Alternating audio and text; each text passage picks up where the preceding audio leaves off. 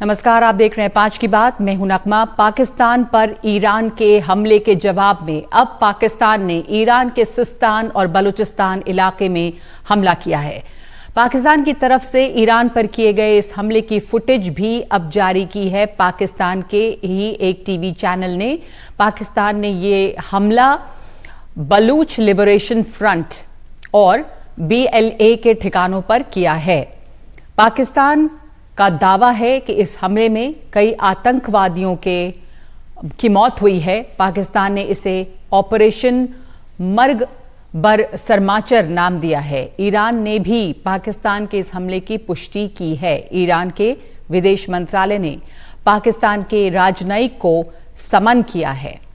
पाकिस्तान के मिसाइल हमले पर विरोध जताया है। ईरान ने कहा कि इस हमले में 9 लोग मारे गए हैं, जो आम लोग हैं, जिनमें 3 महिलाएं हैं, 4 बच्चे हैं और 2 पुरुष शामिल हैं। हमले के बाद पाकिस्तान ने ईरान से संयम बरतने की अपील की है। साथ ही बलूच लिबरेशन फ्रंट का जवाबी कार्रवाई करने का ऐलान किया है।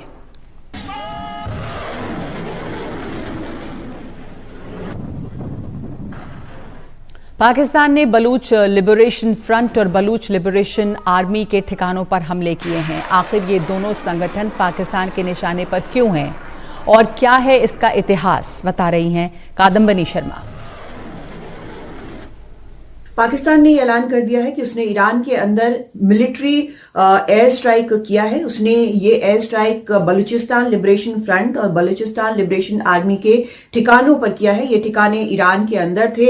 ईरान पाकिस्तान जो बॉर्डर है उसके साथ साथ जो इलाके हैं वहां पर इनके ठिकाने थे और इन पर अब ऑपरेशन मार्ग बर सरमाचार जो है वो पाकिस्तान आर्मी ने किया है। और BLF जो बलूचिस्तान लिबरेशन फ्रंट है उसने साफ कहा है, एक स्टेटमेंट जारी करके उसने कहा है कि उसे कुछ नुकसान हुआ है, कुछ जानमाल का नुकसान हुआ है, लेकिन उसने ये भी कसम खाई है कि इसका नतीजा पाकिस्तान को भुगतना पड़ेगा। पाकिस्तान कई सालों से बलूच जो वहां पर टेररिस्ट ग्रुप्स हैं उनके हमले झेल रहा है। कई जो अटैक हैं वो पाकिस्तान के अंदर हुए हैं और पाकिस्तान के बलूचिस्तान प्रोविंस के जो प्रवक्ता हैं सरकार के, उन्होंने कहा कि पिछले ही साल कम से कम 240 टेरर अटैक्स हुए थे जिसमें 80 से ज्यादा लोग मारे गए हैं। लेकिन पाकिस्तान इस इलाके में पूरी तरह से कंट्रोल एक्सरसाइज नहीं कर पाता है और वहां पर कई तरह के टेरर ग्रुप एक्टिव हैं, वहां पर उनका गढ़ है। तब भी कई हमलों के बावजूद भी वहां पर पूरी तरह से कंट्रोल पाकिस्तान को नहीं है। तो अब ईरान ने जब पाकिस्तान के अंदर हमला किया है, जैश उल अदद के ठिकानों पर हमला किया है, तो जवाबी कार्रवाई में पाकिस्तान ने ईरान के अंदर हमला किया है। लेकिन इसका नतीजा जो है वो और भी मुश्किल हो सकता है। भले ही ईरान को ठीक उसी की भाषा में जवाब दिया गया है, लेकिन पाकिस्तान के अंदर टेरर अटैक एक बार फिर से और ज्यादा बढ़ सकते हैं, क्योंकि दोनों ही, चाहे BLF हो या BLF हो, वो वापस जो कार्रवाई है वो और ज्यादा बढ़ा देंगे पाकिस्तान के अंदर।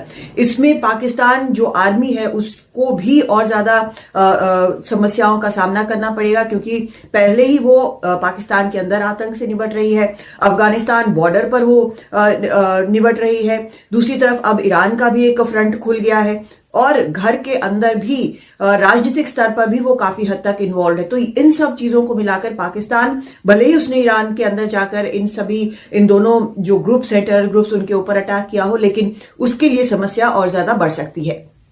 दिल्ली से कादम्बिनी शर्मा, NDTV इंडिया।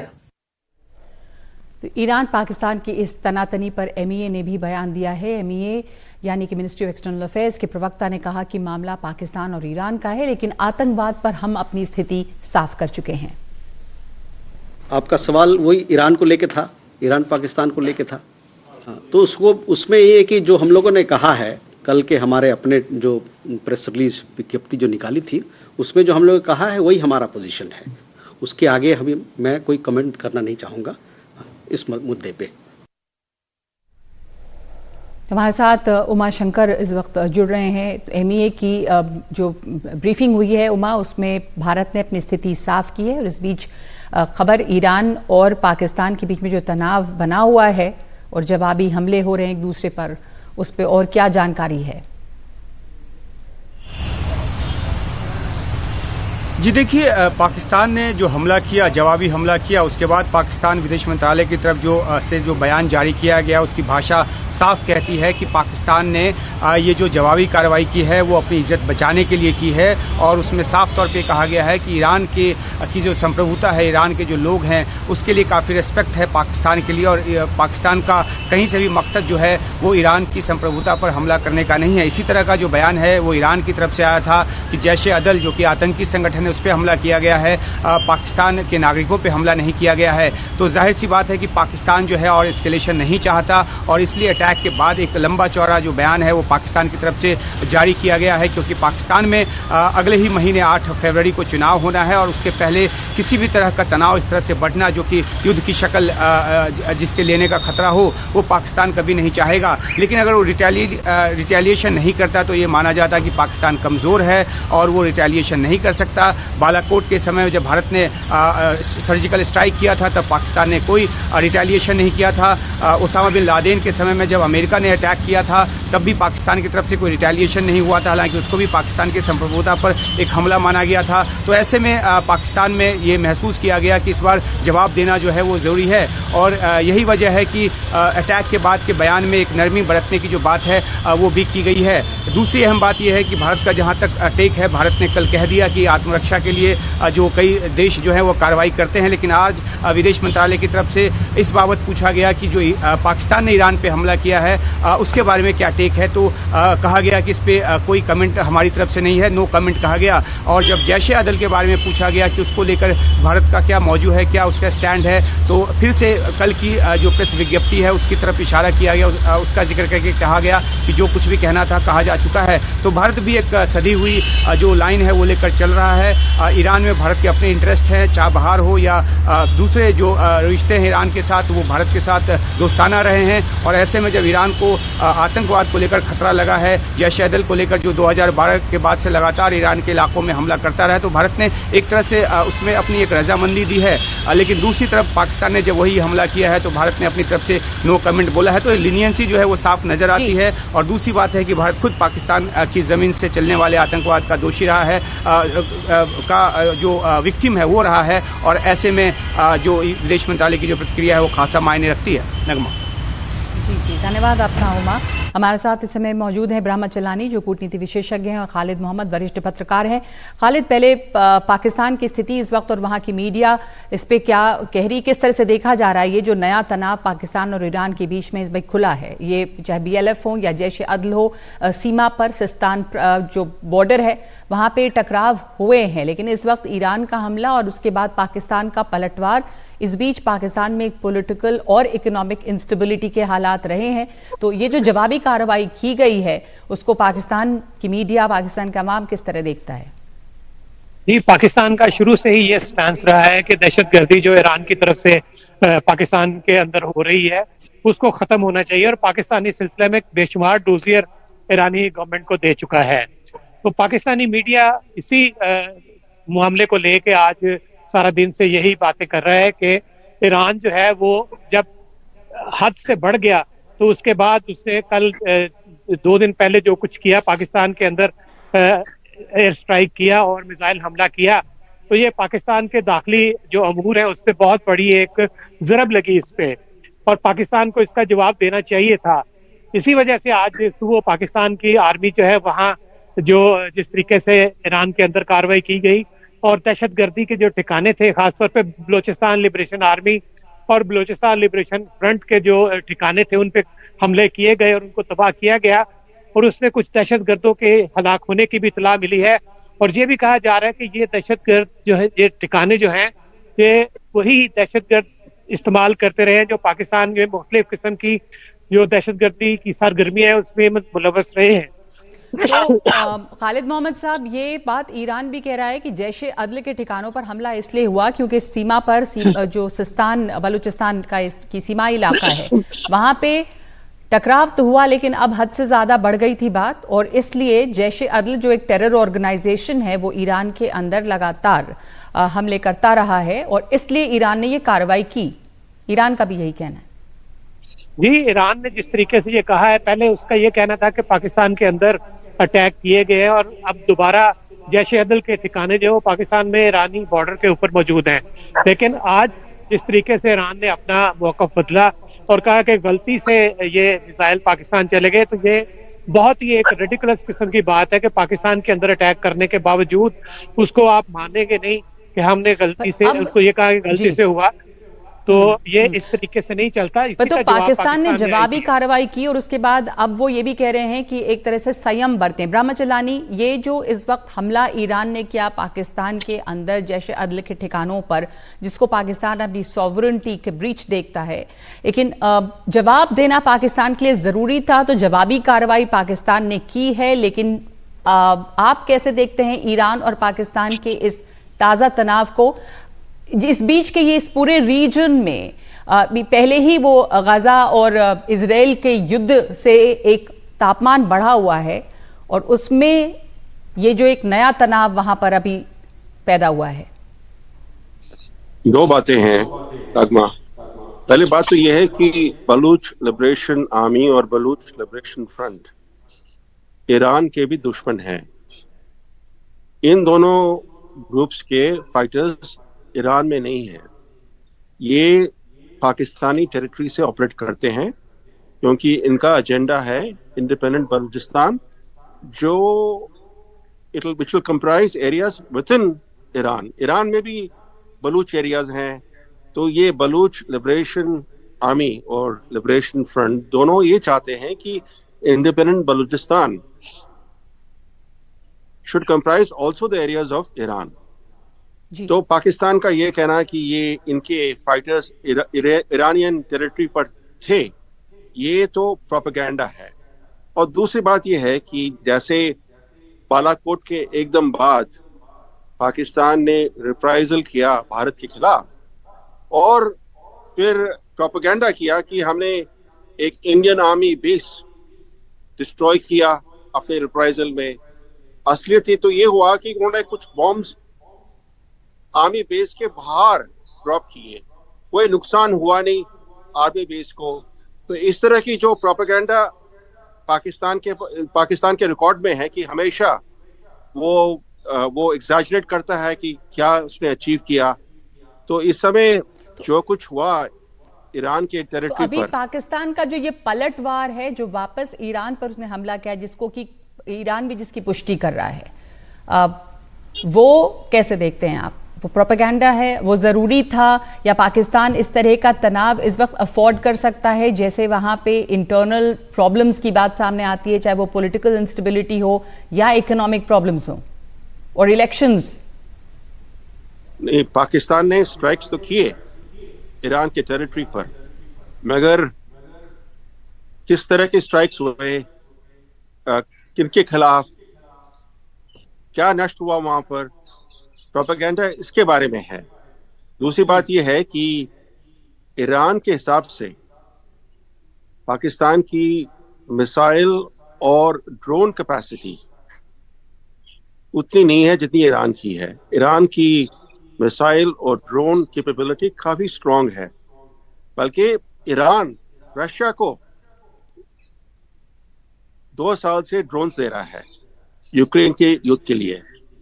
तो ईरान के खिलाफ इस समय पाकिस्तान का जो कन्फ्रंटेशन है पाकिस्तानी हितों के लिए ठीक नहीं है, क्योंकि एक तरफ पाकिस्तान डूब रहा है इकोनॉमिकली, उसकी जो इकोनॉमिक सिचुएशन बहुत ही खराब है, सिक्योरिटी सिचुएशन इंटरनल बहुत खराब है जी। और जितने भी पड़ोसी देश हैं पाकिस्तान के, अफगानिस्तान हो, भारत हो या ईरान हो, तीनों तो यही कहते हैं कि पाकिस्तान एक टेररिज्म का अड्डा है और इस समय ईरान के खिलाफ दुश्मनी करना ये पाकिस्तान की गलती एकदम गलती है, क्योंकि इसके जो रिपरकशंस हैं वो पाकिस्तानी सिक्योरिटी के लिए ठीक नहीं रहेंगे।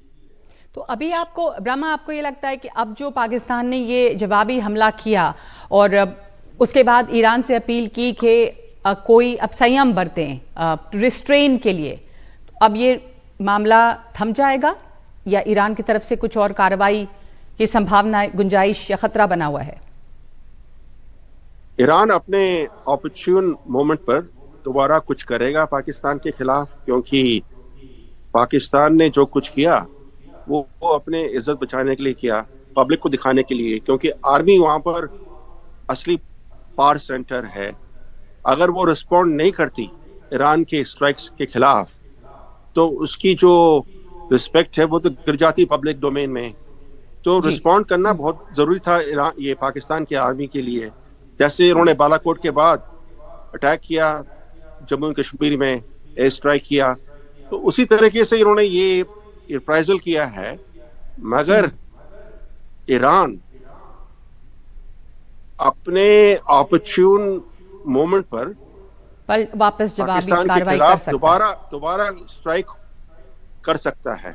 जी, पर खालिद मोहम्मद, क्या पाकिस्तान ये अफोर्ड कर सकता है इस वक्त? पहले से ही जिस तरह की स्थिति है, यहाँ पे हालात हैं, ईरान के साथ की दुश्मनी और ये हमले, जवाबी कार्रवाई, इलेक्शंस भी होने हैं वहाँ पे, अभी पहले ही इकोनॉमिक मुश्किलात हैं वहाँ पे। जी, पाकिस्तान की ये मजबूरी थी कि वो ईरान को जवाब देता है इसका, और जिस तरीके से कल पाकिस्तान ने सुबह आज जवाब दिया है, ये पाकिस्तान अगर जवाब ना देता तो यकीनी तौर पे, जैसे आप कह रहे थे पहले अभी आपके मेरे मित्र, कि पाकिस्तान के अवाम जो है उसमें एक बहुत बड़ा एक वबाल आ जाता कि ईरान ने भी पाकिस्तान पे हमला कर दिया है। कभी भारत की तरफ से ऐसा होता है और कभी अफगानिस्तान की तरफ से। तो पाकिस्तान के जितने भी हमसाया ममालिक हैं, अगर उनके साथ किसी तरह ताल्लुकात खराब रहे तो पाकिस्तान बगैर जवाब दिए खामोशी से बैठा रहा तो फिर पाकिस्तान की बदनामी ना सिर्फ पाकिस्तान के बैरूनी दोस्तों में होगी बल्कि अंदरूनी तौर पे भी ये होगा, और इससे पाकिस्तान और खित्ते के दूसरे ममालिक जो है इस पे भी बहुत बड़ा असर पड़ने पे जो है उसकी उम्मीद थी।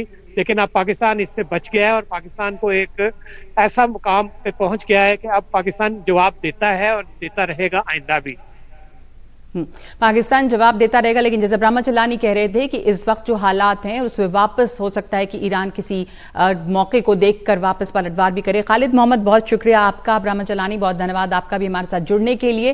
लेकिन ये सवाल बना हुआ है कि इस पाकिस्तान और ईरान के बीच जो इस वक्त ये टकराव है उसके पीछे क्या क्या कारण हैं, किस तरह देखा जाए इस टकराव को, और क्यों इस समय ये समय चुना है ईरान ने पाकिस्तान के ऊपर कार्रवाई करने का।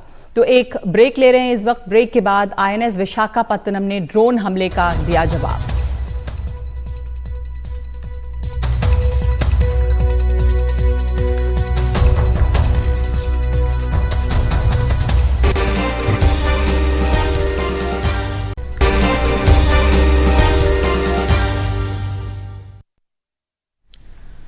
भारतीय नौसेना के युद्धपोत आईएनएस विशाखापत्तनम ने अरब सागर में ड्रोन हमले का जवाब दिया। ये ड्रोन हमला जिस जहाज पर हुआ उसमें 9 भारतीय सहित 22 क्रू मेंबर हैं। एंटी पायरेसी ऑपरेशन में तैनात नौसेना के गाइडेड मिसाइल डिस्ट्रॉयर ने 17 जनवरी को ड्रोन अटैक को जानकारी मिली। ये ड्रोन हमला मार्शल आइलैंड एमवी जेनको पिकार्डी पर हुआ। जवाबी कार्रवाई में आईएनएस विशाखापत्तनम तुरंत पहुंचा और मदद पहुंचाई। जिस जहाज पर हमला हुआ उसमें 9 भारतीय सहित 22 क्रू मेंबर थे।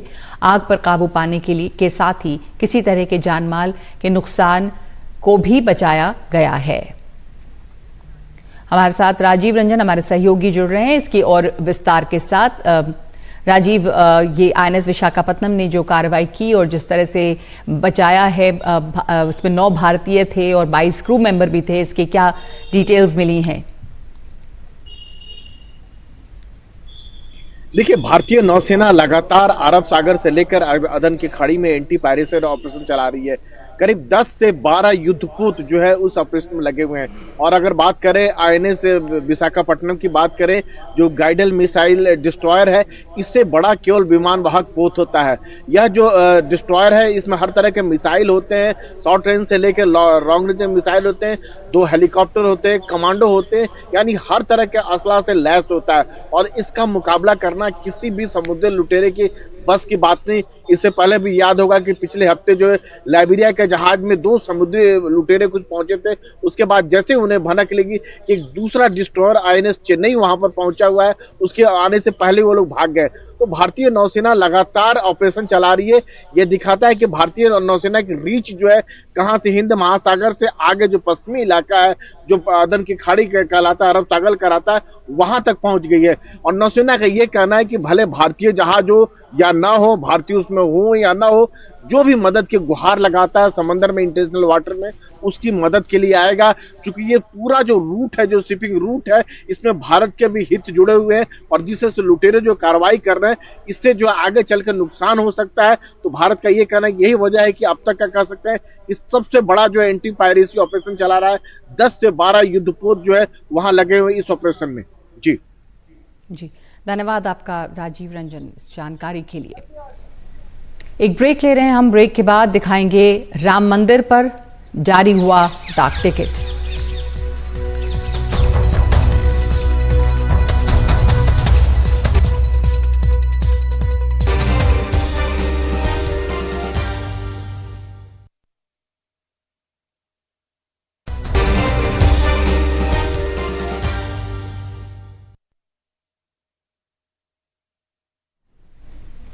प्रधानमंत्री ने आज भगवान राम पर डाक टिकटों का एक एल्बम जारी किया है। इस मौके पर प्रधानमंत्री मोदी ने कहा है कि पंच तत्व की विचारधारा का रूप इसमें दर्शाया गया है। डाक विभाग को राम जन्मभूमि ट्रस्ट के अलावा संतों का भी साथ मिला। राम सीता धर्म समाज जाति से परे हैं। रामायण मुश्किलों में प्रेम की जीत सिखाती है। दूसरे देश भी श्री राम पर टिकट जारी कर चुके हैं। श्री राम से जुड़ा देश का ये 12वां डाक टिकट है। भूमि पूजन पर जारी हुए डाक टिकट पर राम मंदिर के मॉडल को उकेरा गया है। यूपी सरकार द्वारा तैयार करवाए इस डाक टिकट की एक प्रति की कीमत 5 रुपए होगी। पीएम मोदी इससे पहले वाराणसी में श्री राम की जीवन गाथा पर आधारित 11 स्मारक डाक टिकट जारी कर चुके हैं।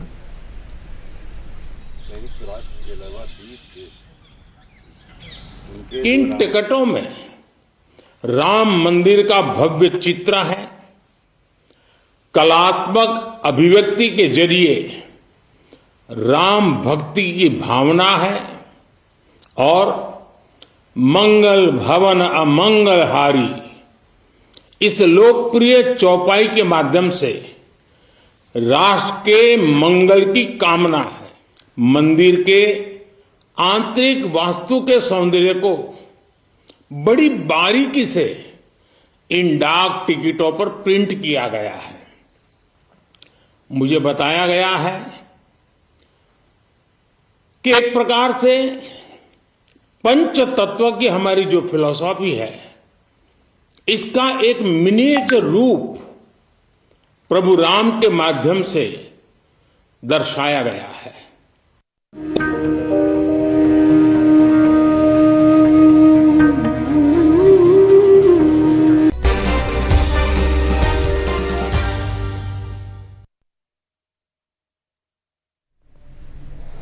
अयोध्या में पूजा और अनुष्ठान के बीच रामलला की मूर्ति को गर्भगृह के तय स्थान पर स्थापित किया जा रहा है। आज शाम में तीर्थ पूजन होगी और जल यात्रा समेत कई और पूजा पाठ के कार्यक्रम वहां पे संपन्न होंगे। इससे पहले कल भी गर्भगृह में मूर्ति के पहुंचने के बाद पूजा पाठ का विशेष दौर चला।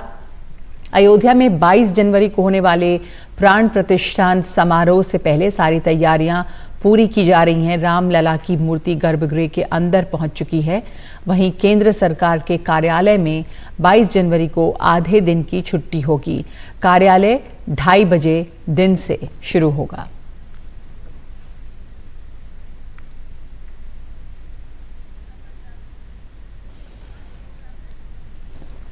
अयोध्या का नया अध्याय शुरू हो रहा है। भव्य राम मंदिर की प्राण प्रतिष्ठा हो रही है और इस भव्य आयोजन के एनडीटीवी महाकवरेज का हिस्सा बन रहे हैं टीवी सीरियल रामायण के सियाराम, अरुण गोविल और दीपिका चिखालिया। एनडीटीवी नेटवर्क पर राम कथा सुनाएंगे। साथ ही रामायण क्विज में रोज आपसे सवाल पूछेंगे। आप हमें अपने जवाब व्हाट्सएप के जरिए दे सकते हैं। सही जवाब देने वाले विजेता के नाम का ऐलान होगा हर रोज रात 9 बजे सिर्फ एनडीटीवी पे।